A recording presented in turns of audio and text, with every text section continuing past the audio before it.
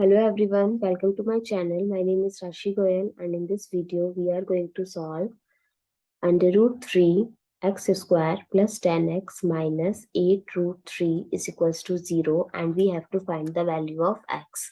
So let's start with the today's video solution. So as we can see, it's look like a quadratic equation. So we can write the middle term as 12x minus 2x minus 8 root 3 is equals to 0. Now 12 we can write as 2 times 2 times 3. So if we write in terms of square, so we can write it as 4 root 3.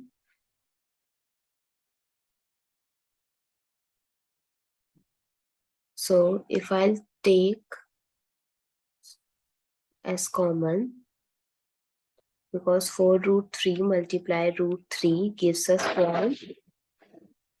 4 times 3 and 12. So we can write as root 3x square plus 4 root 3 times root 3 minus 2x minus 8 root 3 is equals to 0. From first two terms, I can take root 3 as common,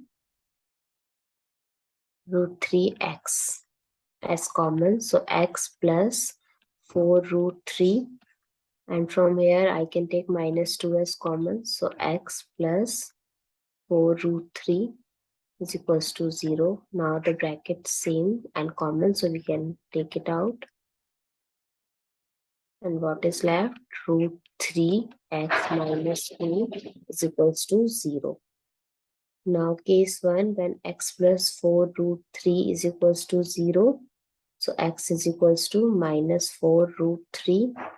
Case 2, when root 3x minus 2 is equals to 0. So root 3 x is equals to minus 2 goes to other side, plus 2 x is equals to 2 by root 3. So the value of x is minus 4 root 3 or 2 by root 3. I hope it's clear and easy to solve. If you find it useful, please give us a thumbs up and do subscribe to my channel. Stay tuned.